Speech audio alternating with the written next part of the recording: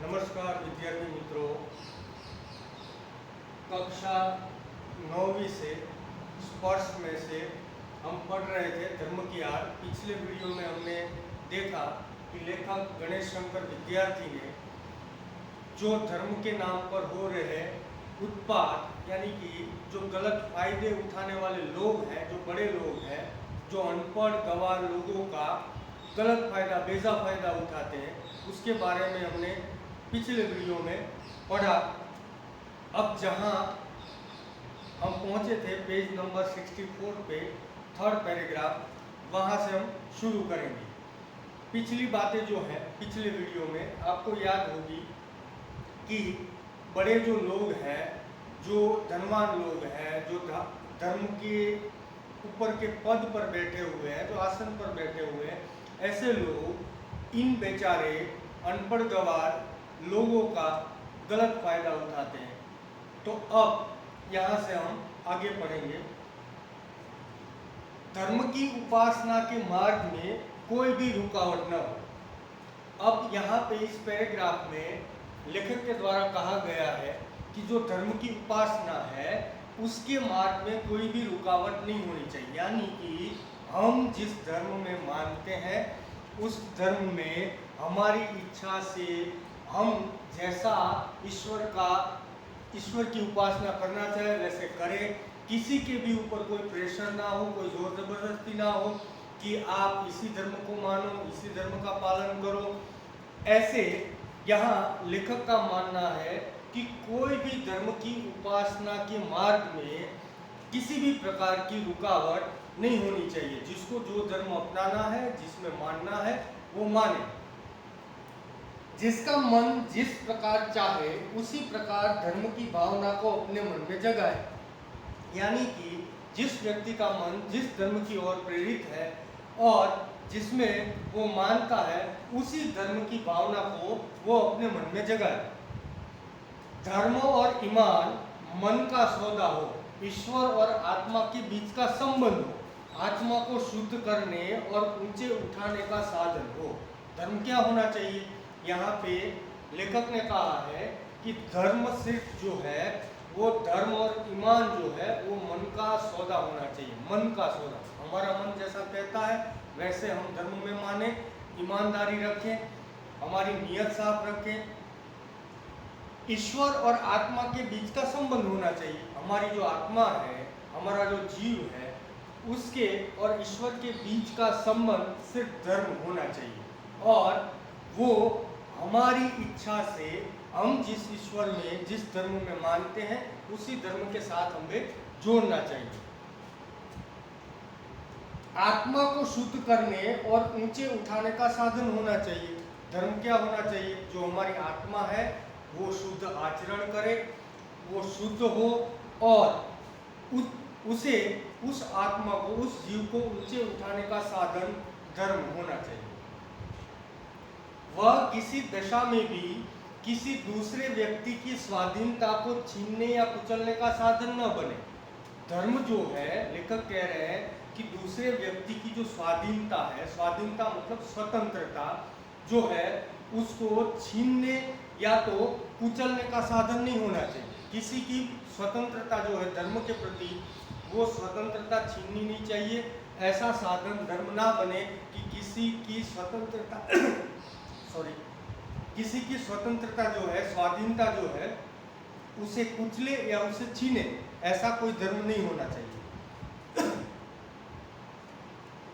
आपका मन चाहे उस तरह का धर्म आप माने और दूसरों का मन चाहे उस प्रकार का धर्म वह माने। किसी के भी ऊपर कोई भी पाबंदी नहीं होनी चाहिए, कोई नियम नहीं होने चाहिए।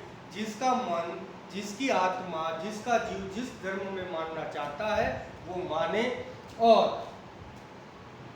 दूसरों का मन जो है, दूसरों का जीव जो है, आत्मा जो है, वो उस धर्म को मानने के लिए इच्छा प्रकट करे, वो उसी धर्म को माने। दो भिन्न धर्मों के मानने वालों के टकरा जाने के लिए कोई भी स्थान न हो। धर्म के अंदर ऐसा कोई स्थान नहीं होना चाहिए कि दो अलग अलग, भिन्न मतलब अलग अलग, कोई भी दो अलग अलग जो धर्म है उसके बीच में कोई टकराव नहीं होना चाहिए, कोई टकरा जाए ऐसा कोई स्थान नहीं होना चाहिए। यदि किसी धर्म के मानने वाले कहीं जबरदस्ती टांग अड़ाते हो तो उनका इस प्रकार का कार्य देश की स्वाधीनता के विरुद्ध समझा जाए। लेखक कहते कि यदि अगर कोई भी धर्म जो है या धर्म का मानने वाला जो है वो किसी के भी धर्म में जोर जबरदस्ती टांगे अड़ाता है या उस धर्म के या तो इस प्रकार के कोई कार्य को अगर वो करता है तो ये स्वाधीनता के विरुद्ध समझा जाना चाहिए, इसके लिए कानून होना चाहिए जो है। तो ये किसी की स्वाधीनता, किसी की स्वतंत्रता तोड़ने का या लूटने का या फिर उसकी स्वतंत्रता छीनने का, स्वाधीनता छीनने का साधन धर्म नहीं होना चाहिए।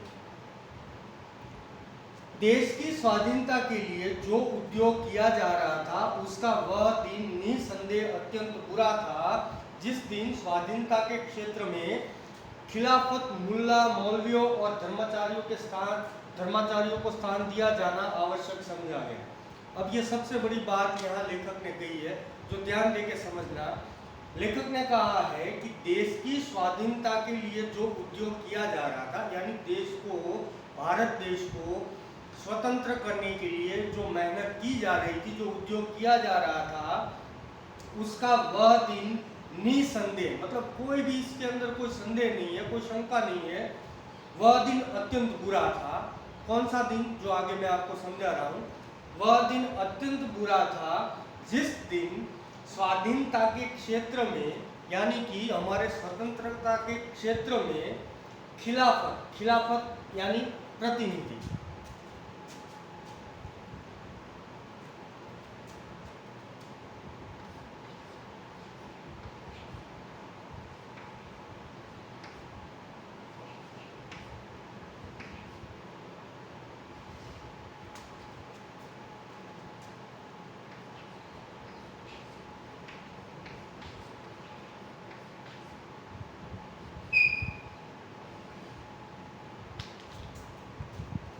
खिलाफत का मतलब होता है प्रतिनिधि। प्रतिनिधि का मतलब आप जानते हो, किसी भी व्यक्ति को धर्म का बड़ा व्यक्ति बनाकर, कोई धर्माचार्य हो, कोई साधु महात्मा हो, कोई ऊंचे पद पे बैठा हुआ व्यक्ति जो धर्म को चलाता है उसे खिलाफत कहते हैं, यानी कि उसे धर्म का प्रतिनिधि कहते हैं। तो वो दिन सबसे बुरा था हमारे लिए आज़ाद होने के बाद, 1947 में जब 1947 में आज़ाद हुए, उसके बाद वो दिन सबसे बुरा था जिस दिन स्वाधीनता के क्षेत्र में ये जो खिलाफत है, मुल्ला आप समझते हो जो मुस्लिम धर्म के अंदर है, मुल्ला, मौलवियों और धर्माचार्यों को स्थान दिया जाना आवश्यक समझा गया। यानी कि देश आजाद हो गया, जिसको जिस धर्म में मानना है वो मान रहे हैं, लेकिन सबसे बड़ी गलती हमारी उस समय हुई, ऐसा लेखक का मानना है कि हम जब आज़ाद हो गए, स्वाधीन हो गए, तो स्वाधीनता में सबसे बड़ा दिन जो हमारा निसंदेह बुरा दिन कहा जाता है वो ये था कि जिस दिन हमने धर्म के अंदर मौलवियों को, मुल्लाओं को, यानी खिलाफत करने वाले जो प्रतिनिधि हैं, धर्माचार्य हैं, उनको हमने ऊंचा स्थान दिया। यानी कि वो जो कहते हैं वही हम करते हैं, उनके चरणों में जाके नमन, प्रणाम, दंडवत करते हैं, उनका मान सम्मान रखते हैं। वो जिस तरह से हमें धर्म दिखाते हैं उसी तरह हम धर्म को देखते हैं।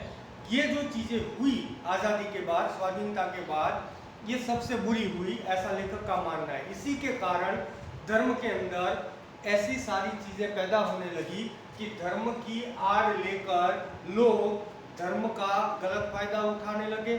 2 नंबर के धंधे हो या कोई भी बुरा काम हो, वो धर्म को बीच में रख के किया जाने लगा ताकि कोई शक ना करे, संदेह ना। एक प्रकार से उस दिन हमने स्वाधीनता के क्षेत्र में एक कदम पीछे हटकर रखा था।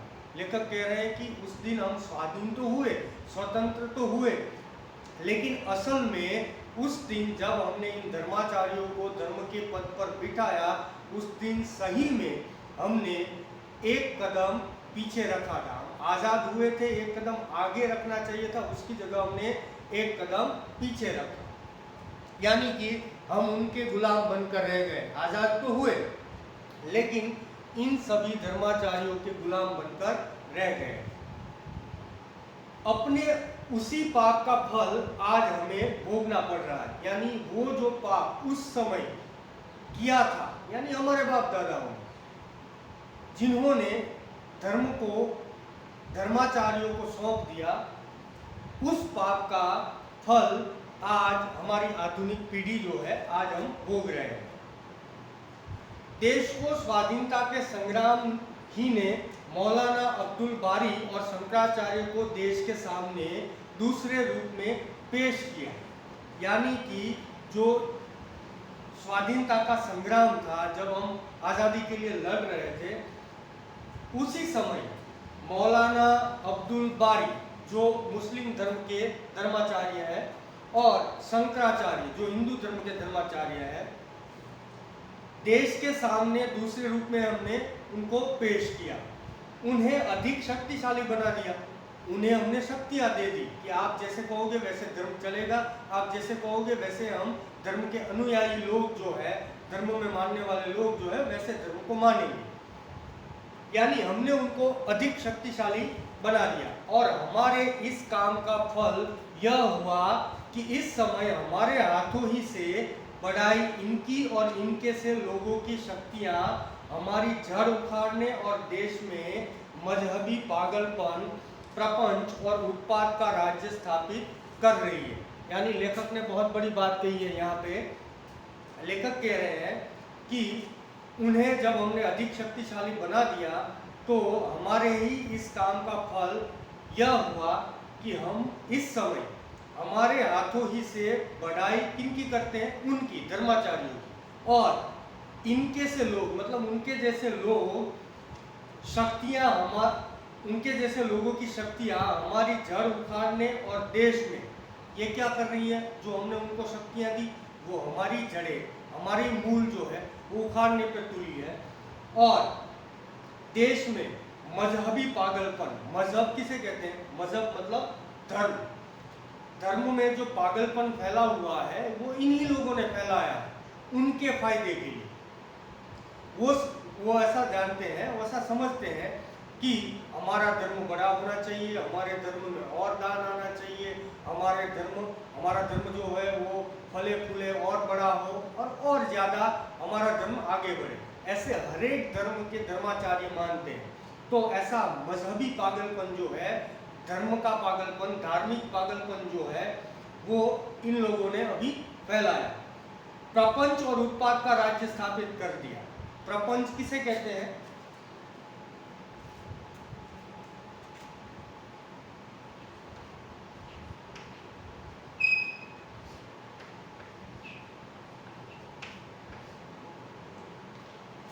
प्रपंच का मतलब होता है छल, यानी धोखा देना। तो यहाँ पे प्रपंच और उत्पाद का राज्य स्थापित कर रही है। तो अभी जो ये धर्म गुरु है वो लोगों के द्वारा मजहबी पागलपन, धार्मिक जो पागलपन है धर्म के नाम पर वो फैला रहे हैं और छल कर रहे हैं, प्रपंच कर रहे हैं हमारे साथ। और राज्य में, देश में ये उत्पाद मचा रहे हैं, धर्म के नाम का उत्पाद। महात्मा गांधी धर्म को स्वतंत्र स्थान देते हैं। हमारे राष्ट्रपिता महात्मा गांधी जो है वो धर्म को स्वतंत्र स्थान देते हैं। यानी कि जो धर्म है वो स्वतंत्र है।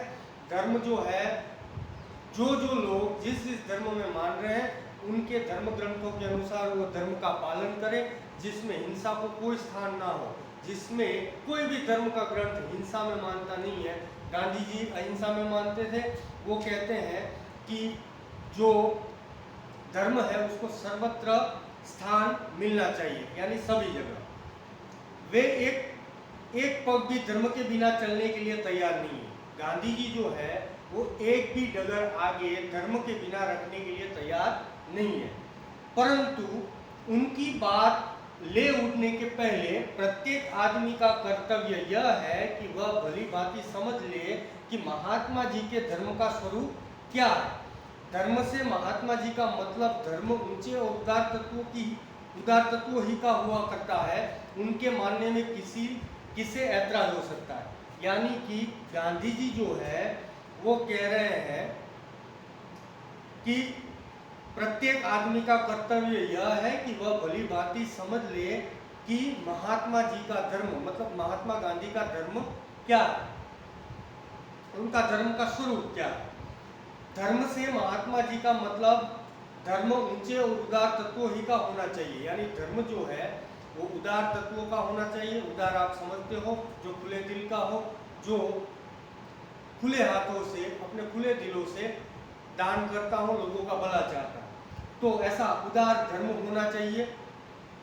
और उनके मानने में किसी को ऐतराज हो सकता है, यानी कि गांधी जी जो मानते हैं उसमें भी लोगों को ऐतराज हो सकता है, क्योंकि धर्म जो है वो व्यक्तिगत है, व्यक्ति जैसा मानना चाहता है वैसा माने। लेकिन यहाँ लेखक का कहने का मतलब ये है कि अगर कोई भी बड़ा व्यक्ति, जैसे गांधी जी अपने धर्म को मानते हैं, वो कैसे मानते हैं उनके नियम, वैसे ही अगर कोई भी व्यक्ति जो है बड़ा व्यक्ति वो धर्म को मानता है, वैसे ही हम उसी धर्म में माने ऐसा जरूरी नहीं है, क्योंकि भगवान ने हमें भी बुद्धि दी है और हम अपनी बुद्धि से सोच सकते हैं, समझ सकते हैं कि धर्म क्या है, कैसे धर्म को मानना चाहिए। अगर कोई इसमें लड़ाता भिड़ाता है तो उसमें नहीं पढ़ना चाहिए। तो धर्म सिर्फ और सिर्फ आत्मा और ईश्वर का मिलन होना चाहिए। इसीलिए कोई भी व्यक्ति कैसा धर्म मानता है, कैसा धर्म का पालन करता है, उससे हमें कोई लेना देना नहीं है। हमें अपने मन से, अपनी बुद्धि से सोच समझकर धर्म का सही पालन करना चाहिए। जैसे गांधी जी धर्म का पालन करते थे, अहिंसा में मानते थे, वो हिंसा कभी नहीं करते थे, तो उनका धर्म था। तो ऐसे ही धर्म को आप मानो ऐसा भी जरूरी नहीं है। जिस जिस व्यक्ति को धर्म को, जो धर्म को मानना है, वो अपनी बुद्धि से सोच समझकर माने। और गांधी जी जो इस धर्म को मानते हैं उसमें भी किसी को ऐतराज नहीं होना चाहिए, क्योंकि धर्म के लिए सब स्वतंत्र है। अजान देने, शंख बजाने, नाक दाबने और नमाज पढ़ने का नाम धर्म नहीं। यहाँ लेखक कह रहे हैं कि सुबह जो मस्जिदों में अजान दी जाती है, जो माइक में आप सुनते हो, अजान देने या शंख बजाने जो मंदिरों में बजाया जाता है, या नाक दाबने और नमाज पढ़ने का नाम धर्म नहीं है। जो नमाज पढ़ते हैं, नाक दाबते हैं, उसका नाम धर्म नहीं है। शुद्धाचरण और सदाचार ही धर्म के स्पष्ट चिन्ह है। शुद्धाचरण मतलब दो शब्द है इसके अंदर, शुद्ध और आचरण। यानी हमारा जो आचरण है, हमारा जो व्यवहार है, हमारा जो रहन सहन है, वो शुद्ध होना चाहिए। सदाचार ये दूसरा शब्द है। हमारा जो आचार है, आचार विचार जो हमारे हैं, वो सद मतलब अच्छे होने चाहिए, शुद्ध होने चाहिए, सत्य होने चाहिए। तो धर्म के दो रूप है, शुद्धाचरण और सदाचार। ये धर्म के दो स्पष्ट चिन्ह है, निशान है। अगर ये दो चीज आपके अंदर है तो आप धर्म को सही से पालन कर रहे हैं, क्योंकि हमारे अंदर शुद्धाचरण भी होना चाहिए, सदाचार भी होना चाहिए। 2 घंटे तक बैठकर पूजा कीजिए और पंचवक्ता नमाज भी अदा कीजिए, परंतु ईश्वर को इस प्रकार रिश्वत के दे चुकने के पश्चात यदि आप अपने को दिन भर बेईमानी करने और दूसरों को तकलीफ पहुंचाने के लिए आजाद समझते हो, तो इस धर्म को अब आगे आने वाला समय कदापि नहीं टिकने देगा। लेखक कह रहे हैं कि यदि आप ऐसा समझते हो, भारतवासियों को कह रहे हैं कि यदि आप ऐसा समझते हो कि 2 घंटे तक बैठकर पूजा कर ली, या तो पंचवक्ता नमाज पढ़ ली, या तो तिलक लगा लिए, छाप लगा लिए, माला जप ली, तो इस प्रकार की ईश्वर को रिश्वत दे चुकने के पश्चात मतलब देने के बाद अगर आप दिन भर बेईमानी करने को अपने आप को आजाद समझते हो तो ये गलत है। या तो दूसरों को तकलीफ पहुंचाने के लिए आजाद समझते हो तो ये गलत है। इस प्रकार के कार्य को धर्म जो है अब आगे आने वाले समय में कदापि यानी कि कभी भी नहीं टिकने देगा, क्योंकि अगर कोई भी व्यक्ति ऐसा समझता है कि लोगों को दिखाने के लिए तिलक लगाता है, माला जपता है, मंदिर जाता है, दंडवत प्रणाम करता है, मस्जिद जाता है, नमाज पढ़ता है, रोजा रखता है, तो ये लोगों को दिखावे के लिए है। क्योंकि ये करने के बाद लोग जो है वो फिर पूरे दिन बेईमानी का धंधा करते हैं, लोगों का बुरा करते हैं, लोगों का खून चूसते हैं, 2 नंबर के धंधे करते हैं। तो ये किस प्रकार का धर्म हुआ? ये धर्म नहीं है।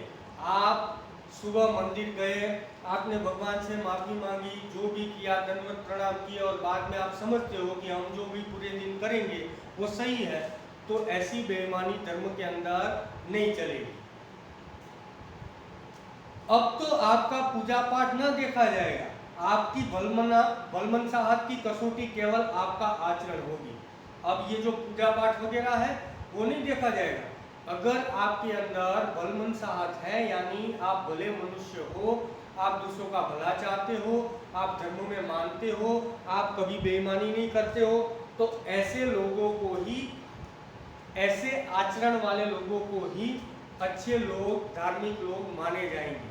क्योंकि इस समय ये आपकी कसौटी होगी कि आप धर्म में तो मान रहे हो, सारे धार्मिक कार्य कर रहे हो, लेकिन पूरे दिन फिर आपको बेईमानी करने का कोई हक नहीं है।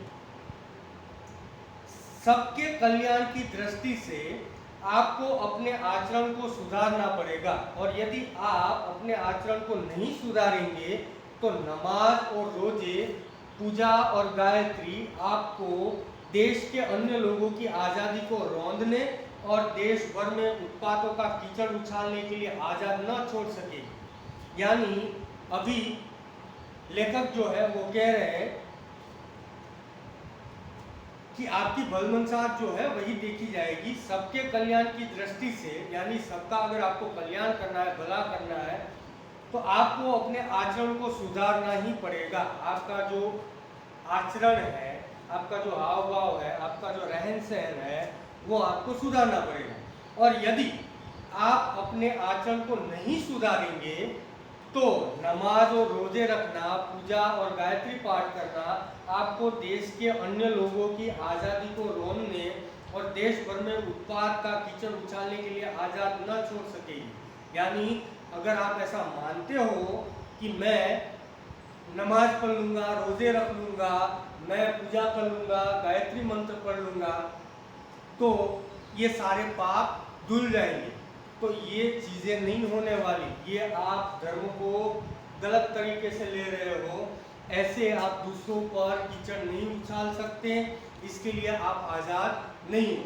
बहुत सारे लोग ऐसे होते हैं जिनकी मान्यता ऐसी होती है कि भाई जो जो पाप हम करते हैं वो अगर हम गंगा किनारे जाके गंगा में डुबकी लगाएंगे तो हमारे सारे पाप धुल जाएंगे। और बहुत सारे लोग ये भी कहते हैं कि गंगा में डुबकी लगाने से सारे पाप धुल जाते हैं।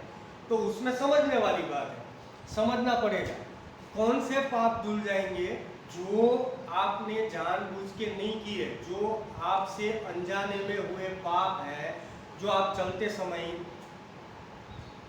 छोटे मोटे जीवों को पैरों के नीचे गलती से, जानबूझ के नहीं, जो हम नहीं जानते, हमारे पैरों के नीचे आके मर गए हैं, या तो कोई अनजाने में हमसे गलती हो जाती है, वो पाप धुलते हैं।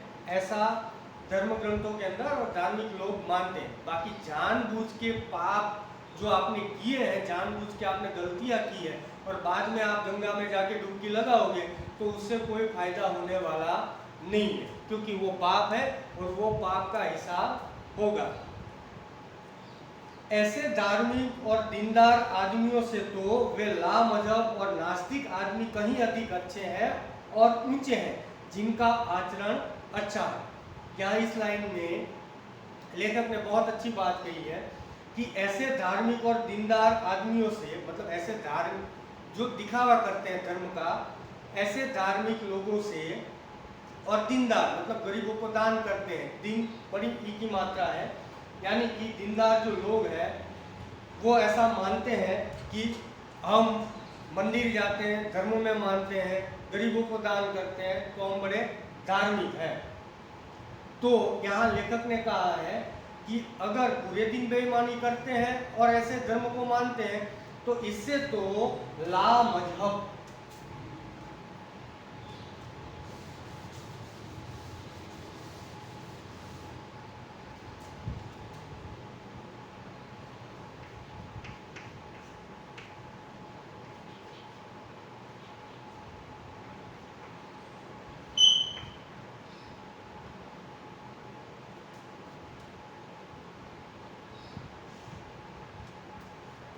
लामजहब का मतलब होता है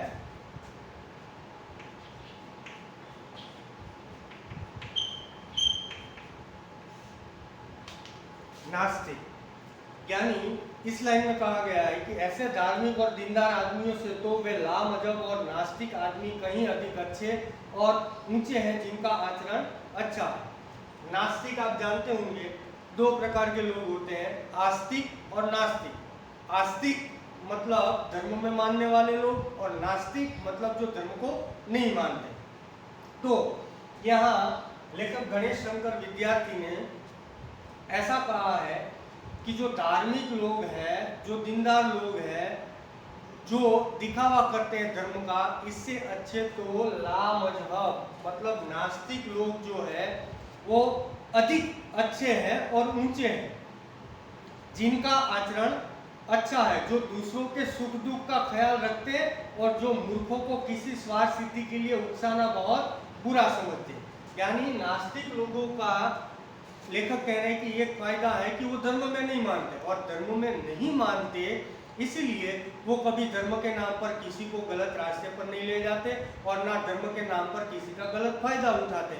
तो लेखक कहते हैं कि आस्तिक लोग जो है उससे अच्छे तो ये नास्तिक लोग हैं। आस्तिक लोग धर्म का दिखावा करते हैं, फिर भी लोगों का गलत फायदा उठाते हैं, धर्म के नाम पर लड़ाते भिड़ाते। इससे तो अच्छा है कि ये नास्तिक लोग जो है वो अच्छे, जो धर्म में मानते ही नहीं है, इसलिए वो धर्म के नाम पर किसी का गलत फायदा भी नहीं उठाएंगे और ना वो धर्म में मानेंगे। जो दूसरों के सुख दुख का ख्याल रखते हैं और जो मूर्खों को किसी स्वार्थ सिद्धि के लिए उकसाना बहुत बुरा समझते हैं। यानी वो धर्म के नाम पर किसी को उकसाते नहीं है, वो उसको बुरा समझते हैं, क्योंकि खुद वो नास्तिक है, धर्म में ज्यादा मानते नहीं है। ईश्वर इन नास्तिकों और लामजहब लोगों को अधिक प्यार करेगा। लेखक कहते हैं कि ये नास्तिक लोग जो है, लामजहब लोग जो है, उसको भगवान सबसे ज्यादा प्यार करेगा, और वह अपने पवित्र नाम पर अपवित्र काम करने वालों से यही कहना पसंद करेगा कि मुझे मानो या ना मानो, तुम्हारे मानने ही से मेरा ईश्वरत्व कायम नहीं रहेगा। दया करके मनुष्यत्व को मानो, पशु बनना छोड़ो और आदमी बनो। आखिर में बहुत अच्छी बात कही है लेखक ने कहा कि जो धार्मिक लोग हैं, जो आस्तिक लोग हैं, उससे तो अच्छे ये नास्तिक लोग हैं, जो धर्म के नाम पर किसी का गलत फायदा नहीं उठाते।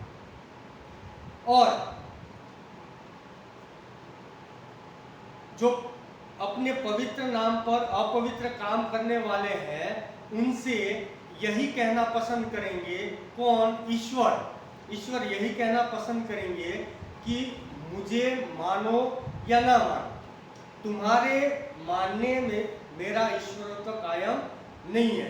यानी ईश्वर जो है, भगवान जो है, लोगों को कहते हैं, यानी खास करके धार्मिक लोगों को कहते हैं कि आप मुझे मानो या ना मानो। जैसे नास्तिक लोग ईश्वर को नहीं मानते, तो आप मुझे मानो या ना मानो, आपके मानने से मैं भगवान नहीं हूँ, मैं भगवान हूँ, इसलिए आप मुझे मान रहे हो।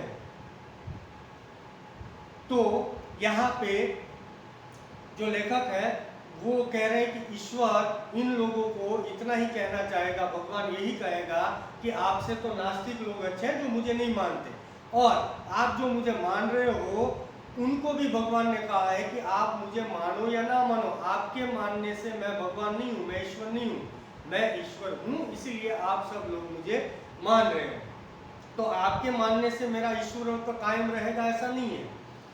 दया करके भगवान कह रहे हैं, हाथ जोड़ के लोगों से कह रहे हैं कि दया करके मनुष्यत्व को मानो, जो मानवता है, जो प्रेम है, करुणा है, दया है, उनको मानो, मनुष्यत्व को मानो, पशु बनना छोड़ो, आदमी बनो। यानी पूरी जीव सृष्टि के धार्मिक लोगों को कहा है कि आप जो ये पशुत्व मानते हो, पशुत्व बनते हो, यानी पशु बनकर, जानवर बनकर घूमते हो, दूसरों का फायदा उठाते हो, दूसरों का बुरा करते हो, तो मेहरबानी करके आप पशु बनना छोड़ो और आदमी बनो, आप मनुष्य बनो, मानवता रखो, दया रखो, प्रेम रखो, करुणा रखो, दूसरे जीव पर दया रखोगे तो अपने आप आपके अंदर मनुष्यत्व पैदा होगा, मानवता रहेगी, और तभी आप सच में धार्मिक व्यक्ति बनोगे, आप आस्तिक व्यक्ति बनोगे। वरना अभी आपसे आस्तिक लोगों से अच्छे ये नास्तिक लोग हैं जो धर्म के नाम पर किसी का गलत फायदा नहीं उठाते। तो ये पूरा पाठ जो है वो गणेश शंकर विद्यार्थी ने बड़े अच्छे से कहा है कि धर्म की आड़ लेकर, जो धर्म को बीच में रखकर, धर्म का सहारा लेकर जो गलत फायदा उठाते हैं, उन लोगों के लिए पाठ है कि आप अपनी बुद्धि से सोचो, आप स्वतंत्र हो, स्वाधीन हो, आपकी मर्जी से आप धर्म को अपनाओ और आप मानवता दिखाओ। अगर आप ऐसा नहीं करना चाहते, आप बेईमानी ही करना चाहते हो, गलत धंधे करना चाहते हो और धर्म का दिखावा करते हो, तो आपसे तो अच्छे ये नास्तिक लोग हैं, ऐसा ईश्वर का और लेखक का मानना है। तो मैं आशा करता हूँ आप इस पाठ को अच्छे से समझ गए होंगे। इसके जो प्रश्न उत्तर है, मौखिक है, लिखित जो है 25, 30, 50, 60, उसको समझकर ध्यान देकर अच्छे से अपनी FNB में फैन नोटबुक में लिखना, और अगर ना समझ में आए तो दूसरी बार वीडियो देखना और अच्छे से इसको लिखना। धन्यवाद।